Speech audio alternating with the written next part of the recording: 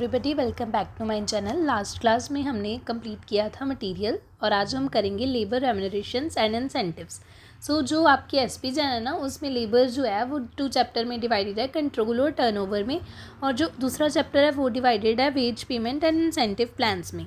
सो जो आपको 15 मार्क्स का लेबर में क्वेश्चन आता है वो थ्योरी क्वेश्चन भी आता है, एक्सप्लेन करो लेबर रेम्यूनरेशन एंड इंसेंटिव्स क्या होते हैं, उसके जो मेथड्स हैं वो।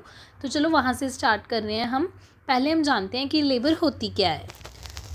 लेबर क्या होती है? कोई भी ह्यूमन फोर्स, कोई भी बंदा जो इंगेज है डायरेक्टली प्रोडक्शन के प्रोसेस में, उसे हम बोलते हैं लेबर। लेबर होती है 2 तरह की, डायरेक्ट लेबर होती है और इनडायरेक्ट लेबर होती है। डायरेक्ट लेबर वो होती है जो डायरेक्टली इंगेज होती है प्रोडक्शन के प्रोसेस में, जो डायरेक्टली काम करवा रही है, रॉ मटेरियल्स को फिनिश गुड्स में प्रोड्यूस कर रही है, वो है डायरेक्ट लेबर। और इनडायरेक्ट लेबर होती है जो कि डायरेक्टली इंगेज नहीं होती प्रोडक्शन में, जैसे कि आपका सुपरवाइज़र हो गया या फिर आपका जो मैनेजर होता है, ये सब इनडायरेक्ट लेबर में आते हैं। तो इसके बाद जो आपके होते हैं, कुछ लेबर को आपके फ्रिंज बेनिफिट्स मिलते हैं। फ्रिंज बेनिफिट्स क्या होते हैं कि हमको वेजेस तो देने ही पड़ते हैं, उनके साथ साथ उनको हमें कुछ बेनिफिट्स भी देने पड़ते हैं, जैसे कि मॉनेटरी बेनिफिट्स होते हैं, बेसिक वेजेस दे रहे हैं, उनको अलाउंस दे रहे हैं, हाउस रेंट पे दे रहे हैं, मेडिकल अलाउंस दे रहे हैं, ग्रेच्युटी, पेंशन, जो ये सब हम उनको पे करते हैं, ये क्या होती हैं? ये होते हैं monetary benefits.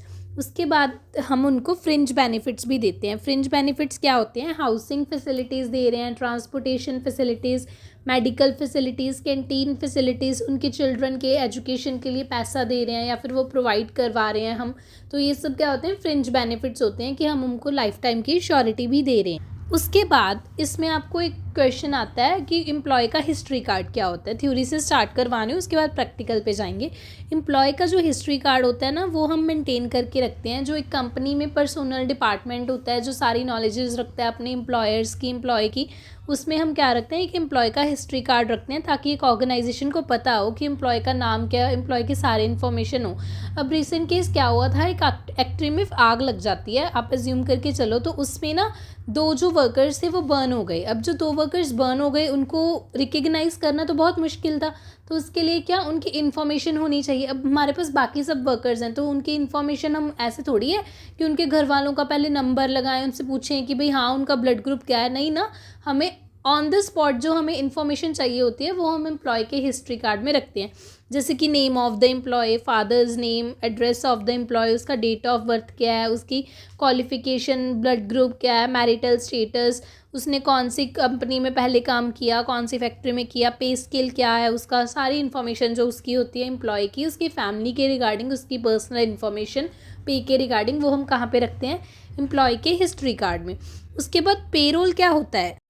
Payroll is a financial record of employee की जो सैलरीज होती हैं, उसको वेजेस दे रहे हैं, बोनसेस दे रहे हैं या नेट पे कुछ भी, उसकी सैलरी में से उसकी लीव लेने का, एब्सेंटिज्म का नेट डिडक्शंस कर रहे हैं, उसको कुछ दे रहे हैं, कोई भी चीज़ होती है उसको हम पेरोल बोलते हैं। और जो डिपार्टमेंट होता है जो कि डिटरमिन करता है, जो मेंटेन करता है, जो रिकॉर्ड्स होते हैं, वेजेस, सैलरी कितने ड्यू हैं हर एक एम्प्लॉय को या कितने लेने हैं एक एम्प्लॉय से, उसे हम बोल देते हैं पेरोल डिपार्टमेंट। उसके बाद कुछ वे होते हैं जैसे हम प्रिवेंशन कर सकते हैं फ्रॉड्स की पेमेंट ऑफ द वेजेस में, जैसे कि आइडेंटिटी कार्ड्स होते हैं, हम अपने जो एम्प्लॉयर्स होते हैं, एम्प्लॉयज़ होते हैं, उनको आइडेंटिटी कार्ड्स प्रोवाइड करते हैं ताकि हम किसी गलत बंदे को पेमेंट ना करें, सही बंदे को पेमेंट करें। हमारी तरफ से कुछ ऐसे मिसलीडिंग इफेक्ट्स ना आए हमारी कंपनी में, बिल्कुल प्रॉपर हमारा जो है मेंटेनेंस रहनी चाहिए। क्रॉस चेकिंग कर सकते हैं। उसके बाद पेरोल सॉफ्टवेयर होता है, पेरोल वेज शीट होती है, that must be signed by the employees, जिसको उसकी बेसिक वेजेस, सैलरीज मिल रही हैं, वो उस पेरोल शीट को साइन करता जाए। ओवर टाइम वर्क एंड ये सब जो है ना, ये आपका थ्योरी का पार्ट है। तो आपकी जो मेन थ्योरी आती है वो आती है लेबर रेम्यूनरेशन एंड इंसेंटिव्स, जिसको हम डिवाइड करते हैं 2 पार्ट्स में, वेज पेमेंट में और इंसेंटिव प्लान में। पहले आज मैं बात करूंगी वेज पेमेंट की। What is the wage payment? Wage payment में क्या आता है? सबसे पहले आता है time rate system. Time rate system क्या होता है? टाइम रेट सिस्टम क्या होता है? टाइम रेट सिस्टम होता है कि हमारे पास कोई वर्कर काम कर रहा है तो हम उससे टाइम के अकॉर्डिंग पेमेंट करते हैं। अब जैसे कि अब आप मान के चलो कि हमारे जो वर्किंग डेज होते हैं 8 आवर्स होते हैं, कोई हमने वर्कर लगाया हुआ है किसी फैक्ट्री में, वो अपने 8 आवर काम कर रहा है, तो वो चाहे काम पूरा नहीं कर रहा है चाहे कर रहा है, हम उसे 8 आवर्स की जो पेमेंट करते हैं वो पेमेंट करते हैं। वो उसने अपना जो टाइम दिया उसको हम बोलते हैं time payment, time wage payment, जिसको हम बोलते हैं time rate system. Time rate system में इसके आगे 4 वेज होते हैं, ये थ्योरी पार्ट ही है, और आपको 15 मार्क्स का क्वेश्चन आएगा तो वो ये क्वेश्चन आएगा जिसमें आपको ऐसे पूरा चार्ट बना के एक्सप्लेन करना है वेज पेमेंट क्या होता है, इंसेंटिव प्लान्स क्या होते हैं। और जो आपको प्रैक्टिकल क्वेश्चन आता है वो आता है Halsey premium plan, Rowan premium plan में से, और जो एक आता है वो आता है Taylor's differential piece wage rate system में से। तो चलो ये तीनों इकट्ठे होके आते हैं, तो दैट इज़ योर 15 मार्क्स का क्वेश्चन।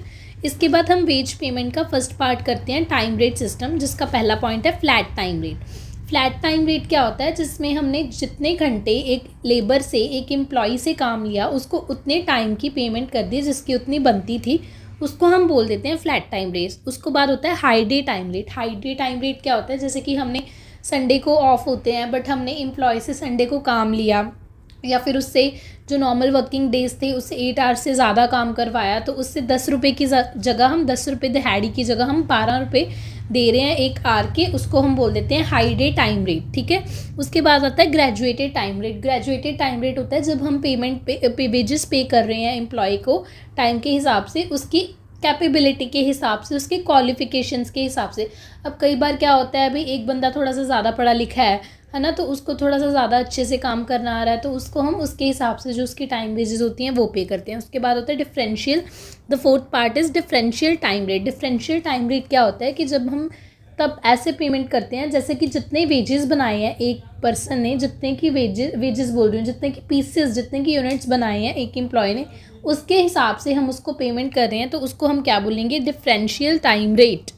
सो हाई डे मैं आपको एक बार दोबारा बताती हूँ। हाई डे टाइम रेट्स होते हैं कि जैसे कि मान के चलो एक जो लेबर था, हमारा एक एम्प्लॉय था, उसने 8 घंटे काम करना था, तो 8 घंटे मैं उसको पर आवर के 10 रुपये दे रही थी काम करने के। But high day time rate में क्या हुआ, मैंने उसको बोला कि भाई तो संडे को भी काम कर, तो संडे को मैं क्या करूँगी, मैं उसको 1 घंटे के 10 की जगह 12 रुपये दे रही हूँ। तो वो हाई डे टाइम, जब मैंने हाई वेजेस दे रही हूँ, जो रेगुलर वेजेस से ज़्यादा वेजेस दे रही हूँ, उसको मैं क्या बोल देती हूँ, हाई डे टाइम रेट। या फिर मैंने नॉर्मल वर्किंग डे से उसे 8 घंटे की जगह 9 घंटे काम करवाया, तो वो जो मैंने 1 आवर एक्स्ट्रा काम करवाया उसके मैं उसको ज़्यादा पैसे दे रही हूँ, that is high day time rate system. कि हम अपने घंटों के हिसाब से उसको पैसे दे रहे हैं, पर हाई डे टाइम रेट पे क्या हुआ, रेट बढ़ गया। वैसे ही ग्रेजुएटेड पे कि उसकी ऑक्यूपेशन, उसके क्वालिफिकेशन के हिसाब से हमारा रेट जो है वो चेंज हो गया। उसके बाद डिफरेंशियल टाइम रेट कितने पीसेस बनाए हैं उसके बेसिस पे जो हमारा वेजेस थे उसका रेट जो है आगे बढ़ गया। उसके बाद आ जाता है हमारा पीस रेट सिस्टम। तो पीस रेट सिस्टम में पहले तो जो फर्स्ट पार्ट है आपका वो है straight piece rate. Straight piece rate में क्या होता है कि एक वर्कर ने जितने पीस बनाए, जितने यूनिट्स प्रोड्यूस किए, और एक पीस का जितना रेट है उतना उसको पैसे दे दो। फॉर एग्जांपल एक वर्कर ने 10 पीस बनाए हैं और एक पीस का रेट मैंने रखा था 10 रुपये, तो 10 पीस का रेट क्या हो गया, 100 रुपये, तो मैं उसको 100 रुपये दे दूंगी। यानी कि इस पर कोई एफिशिएंसी मैटर नहीं कर रही कि मैंने उसको जितना टाइम दिया था उसने स्टैंडर्ड टाइम में कितना काम किया, कितने यूनिट्स प्रोड्यूस किए, और जो मेरा पर पीस का रेट है उसके हिसाब से मैं एक वर्कर को पैसे दे दूंगी, इरिस्पेक्टिव ऑफ कि उसने काम कम किया, ज़्यादा किया, मुझे कोई फ़र्क नहीं पड़ता। जितने उसने उतने पीस बनाए हैं मैं उसके हिसाब से उसको पैसे दे रही हूँ। इसको हम बोलते हैं स्ट्रेट पीस रेट सिस्टम। और अगला है Taylor's differential piece wage rate system. This is very very important. ये जो जब आप इंसेंटिव प्लान करोगे उसके साथ आपको आता है 15 मार्क्स की क्वेश्चन में, Taylor's differential piece wage rate.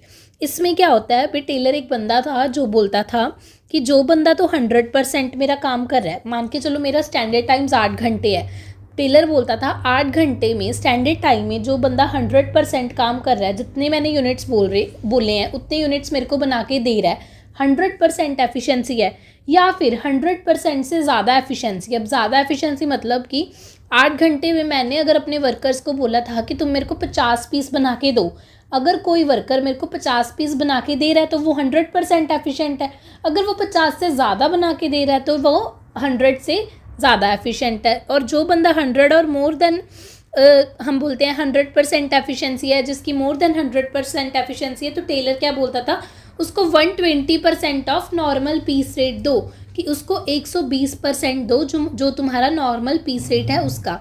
For example कि मेरे पास एक यूनिट थी जिसका रेट मैंने 10 रखा, मैंने पर यूनिट का रेट रखा था 10 रुपये, तो वो क्या बोलता है, जो बंदा 100% एफिशिएंस है, 120% एफिशिएंस है ना, 120 बोल रही हूँ, 100% से ज़्यादा एफिशिएंट है, तो तुम उसको 10 रुपये मत दो एक यूनिट के, तो तुम उसको 120% दो, जो आपका नॉर्मल पीस रेट है। नॉर्मल पीस रेट 10 था, उसका भी 120% आप दो। वो बोलता है कि आप उसको 12 रुपये दो एक यूनिट के 10 की जगह।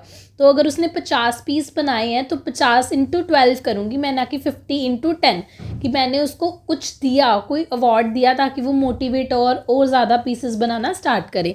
और उससे क्या वो, और अगला जो उसका पॉइंट है वो बोलता था कि चल जिसने तो मेरा पूरा काम कर दिया उसको भी मैं ज़्यादा पैसे दूंगा, जिसने उससे जितना मैंने बोला था उससे ज़्यादा किया उसको भी मैं ज़्यादा पैसे दूंगा, पर जिसने मेरा कम काम किया उसको तो फिर मैं काटूंगा। वो उसको पूरे पैसे भी नहीं देता था। ये क्या करता था कि जो बिलो 100% काम करता था ना, मान के चलो कि 100 पीसीस बनाने थे, अगर किसी ने किसी कारण 99 पीसीस भी बनाए ना, कि उससे एक पीस नहीं भी बना, कोई उसको एमरजेंसी आ गई तो उसने 99 ही बनाए, 100 नहीं बनाए, तो वो 100% एफिशिएंट तो नहीं है ना, कि जितना मैंने बोला था उतना काम तो उसने नहीं किया, वो 100% एफिशिएंट नहीं है।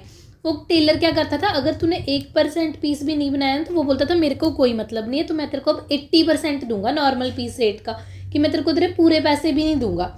वो ये करता था। अब मान के चलो कोई बंदे ने 100 पीस बनाने थे स्टैंडर्ड टाइम में, पर उसने बनाए कितने, उसने 90 पीस बनाए, तो एक पीस का रेट मैंने 10 रुपये बताया था, तो उसको मिलने तो चाहिए थे 900 रुपीज़, 900 रुपीज़ मिलने चाहिए थे ना। बट वो टेलर क्या बोलता है कि तू 100% एफिशिएंट नहीं है, तूने मेरे पूरे पीस नहीं बना के दिए, तो मैं 10 भी नहीं दूंगा तेरे को, 80% ही दूंगा सिर्फ एक पीस का।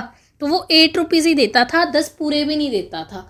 तो वो अब उसने अगर 90 पीस बनाए तो उसको 1 यूनिट का पैसा 8 रुपीज़ के हिसाब से वो देता है, पूरे पैसे भी नहीं देता, उसके काट लेता था। तो ये जो टेलर का सबसे बड़ा था डिसएडवांटेज था।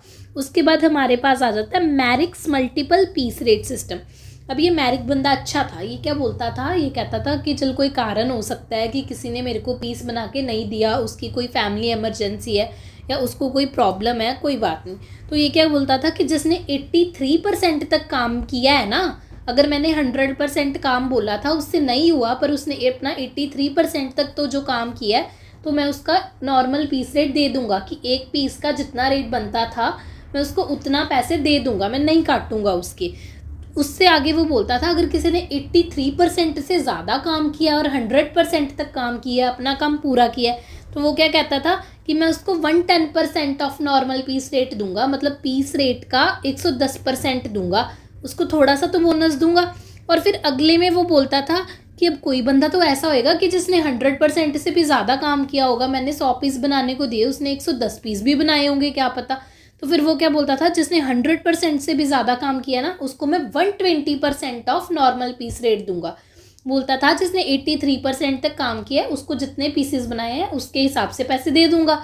जब जिसने 83% से ज़्यादा और 100% एफिशिएंसी तक काम किया उसको मैं 110% दूंगा नॉर्मल पीस रेट का। जिसने 100% से ज़्यादा काम किया उसको मैं 120% दूंगा नॉर्मल पीस रेट का। ये था मैरिक मल्टीपल रेट सिस्टम। अगला है combined of time and piece, जिसको हम बोलते हैं Gantt's task and bonus plan. Very very important. ये बंदा भी अच्छा था। ये क्या बोलता था कि जिसने तो यार देख 100% से ज़्यादा कम काम किया है, पर वो उसने अपना टाइम तो पूरा दिया है ना। मैंने तुमको बोला कि तुमने 8 घंटे में 100 पीस बनाने हैं, 8 घंटे में उसने 100 पीस नहीं बनाए, 100% से कम काम किया एफिशिएंसी से, पर उसने अपना टाइम तो पूरा दिया ना, टाइम तो पूरा ही लगाया। अगर तुम उसके पैसे काट लोगे तो वो क्या बोलेगा, यार ये क्या है, मैंने काम भी किया, 8 घंटे भी लगाए और इसने तो मेरे को पैसे भी नहीं दिए, टाइम के तो मेरे पैसे देता कि मैंने पूरा टाइम लगाया। तो ये जो combined of time and piece में गैंट बंदा था ना, ये बोलता था कि जिसने 100% से कम काम किया है ना, मैं उसको टाइम के हिसाब से उसके पूरे पैसे दे दूंगा। जितने उसके टाइम वेजेस बनते थे मैं उतने पैसे दे दूंगा। कि मैंने 1 घंटे का अगर 10 रुपये रखा था ना, कि 1 घंटे के 10 रुपये दूंगी, तो अगर उसने 8 घंटे पूरा काम किया ना, तो मैं 8 घंटे के हिसाब से उसको उसके 80 रुपये दे दूंगी। ये था। उसके बाद अप टू 100%। अब ये बंदा बोलता था जिसने अप टू 100% पूरा एफिशिएंसी से काम किया, स्टैंडर्ड टाइम लिया, कि मैंने बोला था कि 8 घंटे में 100 पीस बनाने ही है, तो अगर किसी ने 8 घंटे में 100 पीस बना दिए, वो 100% एफिशिएंट है, तो उसको मैं टाइम वेजेस तो दूंगी, जितने उसके घंटे के हिसाब से पैसे बनते थे वो तो मैं उसको दूंगी, प्लस मैं उसको 20% बोनस दूंगी टाइम वेजेस का। कि मैंने उसको कितना टाइम वेजेस के हिसाब से तो पैसे देने ही देने हैं, मैंने 1 घंटे के उसको 10 रुपये तो देने ही देने हैं, तो मैं उसको क्या दूंगी, प्लस 20% बोनस दूंगी टाइम वेजेस का। टाइम वेजेस मेरे कितने थे, 1 घंटे का 10%, तो जितना टोटल बनेगा उसका मैं उसको 20% बोनस दूंगी। अब देखो 8 घंटे वो काम कर रहा है, 10% 1 घंटे का, तो 80 रुपये तो मैंने उसको देने ही देने हैं, प्लस 20% बोनस भी दूंगी मैं उसको टाइम वेजेस का, जो कि हो गया 16 रुपये और दूंगी उसको, 80 + 16 उसको मैंने बोनस दे दिया। और जो अबव 100% था, ये बोलता है जो 100% से भी ज़्यादा काम कर रहा है और कम टाइम ले रहा है, ये 8 घंटे से पहले भी काम कर देता है और 100 पीस से ज़्यादा भी बना के देता है, उसको मैं क्या दूंगी, उसको मैं टाइम वेजेस नहीं दूंगी, वो उसको मैं पीस के हिसाब से पैसे दूंगी। उसको अगर मैंने बोला है कि अगर तू 1 यूनिट का मैं 12 रुपये दे सकती हूँ तेरे को, तो अगर वो अबव 100% एफिशिएंट है ना, तो मैं उसको टाइम के हिसाब से पैसे नहीं दूंगी, पीस के हिसाब से पैसे दूंगी। 100 पीसेस का तो दूंगी ही दूंगी उसको मैं, कितने रुपए, 12 रुपये देती हूँ एक पीस के, तो मैं 1200 तो दूंगी उसको, प्लस 20% दूंगी पीस वेज का। तो एक का 12 था तो 20% कितना हो गया देखना। तो फिर उसको इसको ऐड करके दूंगी कि भाई जितना तेरा 20 पर मैंने तेरे को पीस के हिसाब से पैसे देने ही देने हैं, प्लस 20% दूंगी पीस वेज का कि अगर तू मेरा ज़्यादा काम करेगा। तो ये था आपका वेज पेमेंट प्लान, जिसमें ये आ रहा था time rate system, piece rate system, Merrick multiple piece rate और Gantt's task and bonus plan. These 4 are very very important for theory. इसके बाद है आपका इंसेंटिव प्लान सिस्टम। उसके बाद चलो हम करते हैं इंसेंटिव प्लान। इंसेंटिव प्लान में क्या होता है कि हम अब वर्कर्स को वेजेस तो दे ही रहे हैं, उसके साथ हमने उनको कुछ इंसेंटिव्स भी देने हैं, बोनस भी दे रहे हैं। तो सबसे पहले करते हैं हाल से, हासले नहीं है, ये हाल से है, मैंने थोड़ा गलत लिख दिया। तो यहाँ पे आएगा हाल से प्रीमियम बोनस प्लान। तो हाल से क्या बोलता था कि कोई अगर काम कर रहा है, ये आपको फॉर्मूले याद रखने पड़ेंगे, कि कोई अगर काम कर रहा है, मैं उसको टाइम के हिसाब से तो रेट दे ही रहा हूँ, टाइम वेजेस तो दूंगा ही दूंगा, टाइम इनटू रेट, जितना उसने टाइम दिया उसके हिसाब से वो रेट देगा ही देगा, प्लस परसेंट देगा बोनस का, जितना स्टैंडर्ड टाइम था माइनस एक्चुअल टाइम टेकन, जितना उसने टाइम लिया उसके हिसाब से उसको दे देगा रेट। दिस इज द जो एक्चुअल वो वेजेस पेमेंट कर रहा है वो, एंड दिस इज बोनस, ये वो बोनस दे रहा है जो हमने प्लस के बाद लिखा है। मेरा जो कहने का मतलब है वो ये है, हाल से बोलता था कि मैंने एक वर्कर को टाइम के हिसाब से तो पेमेंट करनी है, तो वो हो गया T/R, T is the time taken, R is into rate. तो हम बोलते थे टाइम के हिसाब से तो मैं उसको दे ही रही हूँ, प्लस उसको परसेंटेज दूंगी। ये कितनी परसेंटेज दूंगी हाल से बोलता था, वो डिपेंड करती है, वो 33.33 to 66.67 के बीच में ही होती थी। अगर हमें कुछ नहीं दिया, ये क्वेश्चन में गिवन होती है कि कितनी % मैं एक वर्कर को बोनस दे रही हूँ। अगर कुछ नहीं गिवन होता था तो हम 50% लेंगे कि उसने 50% बोनस लिया है। किस चीज़ का, स्टैंडर्ड टाइम, जो हमारा स्टैंडर्ड टाइम था, माइनस T एक्चुअल टाइम उसने कितना लिया, इनटू जो हमारा रेट चल रहा था पर आर का, उससे हम मल्टीप्लाई कर देंगे। तो इससे हमारी क्या आ जाएंगी, टोटल अर्निंग्स कितनी की एक वर्कर ने। ये तो है आपका हाल से प्रीमियम प्लान। अगर आपको कुछ नहीं दिया तो आप 50% जो है बोनस ले लोगी। अगर उन्होंने क्वेश्चन में लिखा है कि हाल से वायर प्लान, तो उसमें आप 30% बोनस ही दोगे। दिस इज मेजर पॉइंट कि अगर हाल से वायर प्लान है तो आप उसको 30% बोनस ही दोगे। ये सब जो है ना क्वेश्चन के ही साथ समझ आएगा। एक बार मैं दोबारा फॉर्मूला बता रही हूँ, T/R इज जो एक बंदे ने अपना एक्चुअल पेमेंट करनी होती है वर्कर को, वो प्लस वो परसेंटेज देगा कि कितना टाइम पहले एक वर्कर ने काम कर लिया। For example as standard time था आपका 8 घंटे, किसी वर्कर ने काम किया 3 घंटे में अपना सब काम पूरा कर लिया, तो T is your actual time taken.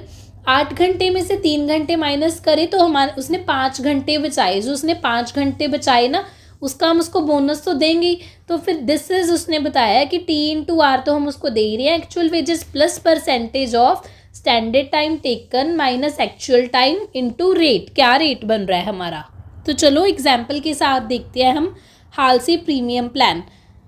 सो इसमें हमें क्वेश्चन में क्या गिवन है, हमें दिया है कि हमारे पास स्टैंडर्ड टाइम गिवन है कि हमारा स्टैंडर्ड टाइम है 10 आवर्स। उसने हमें दिया है कि टाइम टेकन, जो वर्कर ने एक्चुअल टाइम लिया है वो कितना लिया है, वो लिया 8 आवर्स। और उसके बाद रेट पर आर क्या है, आर रेट पर आर होता है, पर आर का रेट दिया होता है हमें। रेट पर आर क्या है हमारे पास, ₹2.50। तो उसने हमें क्या बोला है, on the basis of the following compute करो टोटल अर्निंग्स अंडर हाल से एंड हाल से वायर प्लान्स। तो हम पता है हाल से का क्या फॉर्मूला होता है, हाल से बोलता है कि उसकी टोटल अर्निंग्स क्या है, T into R plus percentage of S minus T into R, ये बोलता है वो। तो इसमें उसका टी क्या है, टी हमारा हो गया जो उसने टाइम लिया, टाइम कितना लिया उसने 8 घंटे, पर आर का रेट क्या है 2.50। अब उसने कुछ नहीं बोला कि कितने % हमको जो उसको बोनस देना है, कुछ भी नहीं बताया। तो हम क्या करते हैं, हाल से के अंदर अगर कुछ नहीं बोला तो 50% लेते हैं। 50% ऑफ स्टैंडर्ड टाइम था हमारा 10 घंटे, 10 घंटे काम करना था, लिए कितने 8 घंटे, तो रेट क्या था पर आर का 2.50। तो 8 इंटू 2.50 क्या हो गया 20 रुपीज़। तो देने ही देने हैं हमने उसको, उसके जो बनते हैं, प्लस 50% बोनस देंगे हम उसको जो उसने 2 घंटे बचाए हैं। ये जो 2 घंटे बचाए हैं वो ₹20 तो देने ही है, प्लस 2.50 आएगा 50% ऑफ ये जो आपका बनता है। उसके बाद उसको हमने अब टोटल कितने रुपीज़ देने हैं 22.50, इतने पैसे हमने उसको देने ही देने हैं। तो उसने हमें एक तो हाल से बोला था, एक क्या बोला था, हाल से वायर प्लान करने के लिए बोला था। हाल से वायर में क्या होगा, जो ये 50% बोनस लिया है वो हमें पता है कि हम 30% लेते हैं, तो उसमें 30 ले लेंगे। 8 इंटू 2.50 उसकी जो नॉर्मल अर्निंग्स है वो तो देनी है, प्लस 30% ऑफ जो उसने टाइम सेव किया है वो, तो ये आपका आ जाएगा इज इक्वल टू 21.50 रुपीज़ जो आपने देने हैं। सो ये था हाल से। तो अब हाल से के बाद आता है हमारा रोवन प्रीमियम प्लान। भाई ये जो बंदा था ना ये बड़ा चंगा था। ये पता है क्या बोलता था, ये बोलता था कि भाई हाल से अपनी मर्जी से कैसे डिसाइड कर सकता है कि कितना बोनस देना है। ये तो गलत बात है कि है ना, अगर एक वर्कर ने 2 घंटे बचाए हैं तो ये वर्कर डिसाइड करेगा ना कि उसे कितना बोनस लेना है। तो रोवन ऐसे बोलता था हाल से, तो अपनी मर्जी से उसने फिक्स कर दिया कि जो मैं बोनस दूंगा वो 33.33 टू 66.67 के बीच में ही लाई करेगा, इससे बाहर नहीं हो सकता। इससे तो कंपनी अपना फ़ायदा देख रही थी, है ना, कि कंपनी जितना दे सकती है उतना दे। तो रोवन क्या बोलता था कि ये खुद डिसाइड करेंगे वर्कर्स कि उसने जितना टाइम सेव किया है, जितना उनका टाइम बनता है, जितना बोनस बनता है वो उतना बोनस लें। तो रोवन क्या बोलता था कि मैं टाइम इंटू रेट तो दूंगा ही दूंगा, मैंने भी टाइम इंटू रेट तो देना ही है जितने घंटे उन्होंने काम किया, प्लस मैं क्या दूंगा उनको बोनस दूंगा स्टैंडर्ड में से, जितना मैंने उनको टाइम देना करने के लिए दिया था काम, उसमें से हमारा जो उसने एक्चुअल टाइम लिया वो मैं माइनस कर दूंगा, डिवाइड बाय एस, कि मेरे पास परसेंटेज निकल जाए, एक खुद निकले परसेंटेज कि उनका कितना बोनस बनता है। वो निकालता था बोनस। मतलब रोवन क्या बोलता था, रोवन बोलता था कि मैं टाइम इंटू रेट तो दे ही रहा हूँ, प्लस परसेंटेज जो हाल से खुद डिसाइड करता था वो मैं यहाँ पे कहूँगा कि खुद निकाल लें। जो हमारे एम्प्लॉयज़ होते हैं ना उनकी परसेंटेज हमें पता लगे जितना उन्होंने टाइम सेव किया। वो कैसे पता लगेगी कि स्टैंडर्ड टाइम था जो वो हमने इतना रखा था 10 घंटे का, माइनस टाइम कितना लिया 8 घंटे का, ओवर स्टैंडर्ड टाइम कि कितनी परसेंटेज बनती है बोनस की, वो जहाँ हाल से देता था रोवन यहाँ निकालता है कि असल में बनती कितनी है। तो ये परसेंटेज किस बेसिस पे दूंगा, टी इंटू आर के बेसिस पे ही दूंगा, टाइम इंटू रेट के बेसिस पे ही दूंगा कि कितना टाइम उन्होंने बचाया और कितना 1 घंटे का रेट है उसके बेसिस पे। चलो अब इसके बेसिस पे एक क्वेश्चन करते हैं। तो चलो इसकी एग्जाम्पल क्या है कि उन्होंने बोला एक फैक्ट्री थी जो 9 घंटे उसके डेली का वो काम करती थी और 5 डेज़ वीक था उसका, मतलब कि एक वीक में 5 दिन वो चलती थी फैक्ट्री, जिसमें से एक दिन वो 9 घंटे काम करती। तो वो क्या बोल रहे हैं, जो वर्कर थे ना वो 9 घंटे लेते थे काम कंप्लीट करने के लिए जब उनको डेली वेजेस मिलती थी, पर जब उनको इंसेंटिव्स मिलते थे तो वो क्या करते थे, वो 6 घंटे ही लेते थे काम करने के लिए। अगर मतलब उनको सिंपल जो वेज पेमेंट मैंने आपको ये पढ़ाया, ये जो वेज पेमेंट करवाई, ये वाली जो करवाई है, इनके बेसिस पे तो वो 9 घंटे ही लेते थे। लेकिन अगर हम उनको हाल से या फिर रोवन जैसे इंसेंटिव्स दे रहे हैं, बोनस दे रहे हैं, तो वो 6 घंटे में अपना सारा काम पूरा कर देते थे। तो हम क्या बोल रहे हैं कि जो हम स्टैंडर्ड टाइम था वो हमारा, हमने तो उनको 9 घंटे दिए थे, पर अगर हम उनको इंसेंटिव्स दे रहे हैं तो वो क्या करते थे, एक्चुअल टाइम टेकन जिनको हम टी बोल देते हैं, फिर वो 6 आवर्स ही लेते थे। उसने क्या बोल दिया आगे कि डे रेट जो था 375 पर आवर था, मतलब जो रेट था, रेट पर आवर क्या था 375 रुपीज़। तो अब उन्होंने क्या बोला है, कैलकुलेट कर लो कि टोटल अर्निंग्स या फिर वेजेस क्या होंगी under the Rowan and Halsey plan, Halsey मैंने आपको करवा दिया, हालसे आप सॉल्व करके मेरे को कमेंट्स में आंसर बताना, मैं आपको बताऊंगी या सही है या गलत है। तो रोवन हम करते हैं। रोवन क्या बोलता था कि मैं टाइम के हिसाब से पैसे दूंगा। अब टाइम कितना लिया, 6 घंटे ही लिए, 9 घंटे के कैसे दे दूँ, लिए तो 6 घंटे। 6 × 3.75 तो मैं दे ही रही हूँ, ये तो मेरे बनते ही हैं देने। प्लस अब मैंने बोनस देना है, बोनस कितने % का दूंगी, स्टैंडर्ड टाइम था मेरा 9 घंटे, 6 घंटे तुमने काम किया तो इससे परसेंटेज निकलेगी मेरी। I am at 9, I want to go at 6, या आपको गो डिवाइड बाई एट वाला रूल आता है ना, कि मैं 9 घंटों पे हूँ, मैंने स्टैंडर्ड टाइम दिया था, मैंने जाना है 6 घंटे का बोनस मेरा कितना बनता है जो मैंने 3 घंटे बचाए। तो उससे अब मैं क्या करूँगी, मैं ये निकाल रही हूँ 9 - 6 9, जो ये मेरे पास परसेंटेज निकलेगा इंटू टी इंटू आर। तो ये टी इंटू आर क्या था, टी इज़ 6 मेरा, आर इज़ 3.75 अगेन, ठीक है। तो इससे क्या होगा, 6 × 3.75 प्लस 9 - 6 3 डिवाइड बाई 9 1/3 इंटू 6 × 3.75। तो ये मेरे पास आ गया 22.50 plus 3 × 3.75, 22.50 plus 7.50 is equal to 30 rupees. तो मैं उसको इतना जो उसका वेजेस बनता है मैं उसको 30 रुपीज़ तो दूँ, 22.5 तो दूंगी, प्लस जो ये 7.50 बोनस दूंगी विच गिव्स इज 30 रुपीज़। तो मैं उसको 30 रुपीज़ पूरे दूंगी। उसके बाद जो हमारा आगे क्वेश्चन है वो हमारे पास है एक इमर्सन्स एफिशिएंसी प्लान। तो इमर्सन था ना, वो क्या बोलता था कि कोई बंदा जो 66% से कम काम कर रहा है तो उसको मैं सिर्फ टाइम वेजेस दूंगी, कोई बोनस नहीं दे रही। जैसे कि ये गैंट बंदा करता था कि जो बंदा 100% से कम काम कर रहा है वो उसको टाइम पे अकॉर्डिंग वेजेस देता था, और जो इमर्सन है वो क्या करता था, जो 63% से कम काम कर रहा है उसको मैं उसके टाइम के वेजेस तो पूरे ही दे दूंगी, कोई बोनस नहीं दूंगी, चाहे उसने कम काम किया है पर मैं उसको उसके टाइम के वेजेस दूंगी ही दूंगी। और वो बोलता था कि किसी ने 66% या फिर 100 से ज़्यादा और 100% एफिशिएंसी तक काम किया है तो बोनस वेरी करेगा 0.01 to 20% के बीच में। अब इसने तो बोल दिया था कि मैं कितना बोनस दूंगा, इसने तो बता दिया था गैंट ने। एमर्सन क्या करता है, एमर्सन बोलता है कि अगर कोई बंदा 100% से 100% तक काम कर रहा है और 66% से ज़्यादा कर रहा है तो उसका बोनस वेरी करेगा 0.01% to 20% के बीच में। और अब अगर अबव 100% काम कर रहा है तो उसको बोनस तो देगा, 20% बेसिक वेजेस जो दे रहा है उसका बोनस भी देगा, और प्लस क्या देगा, 1% for each 1% increase in efficiency. जो ये था ना हमारा इमर्सन था, ये क्या बोलता था कि अगर तुमने 66% से बिलो काम किया है तो मैं तुमको बेसिक वेजेस दूंगा, नो बोनस। और अगर तुमने 66% टू 100% तक काम किया है तो फिर बोनस जो है फिर वेरी करेगा 0.01% से 20% के बीच में।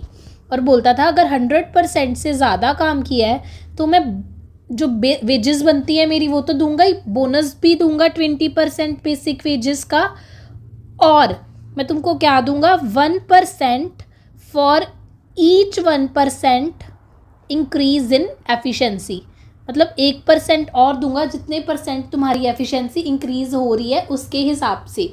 तो इसके जो क्वेश्चंस है ना वो हम कल करेंगे। इसका अब एक छोटा सा टॉपिक रह गया है टर्नओवर का, वो हम कल कंप्लीट करके जो ये इंसेंटिव वाले क्वेश्चंस हैं उनको करेंगे, और बाकी फिर हमारा चैप्टर जो है वो कंप्लीट हो जाएगा। So this is all theory question जो आपको आएगा ही आएगा एग्जाम में 15 मार्क्स में। और इसका प्रैक्टिकल क्या है, Halsey premium plan, Rowan premium plan and this Taylor's differential piece wage rate system. Thank you, like, subscribe and comment.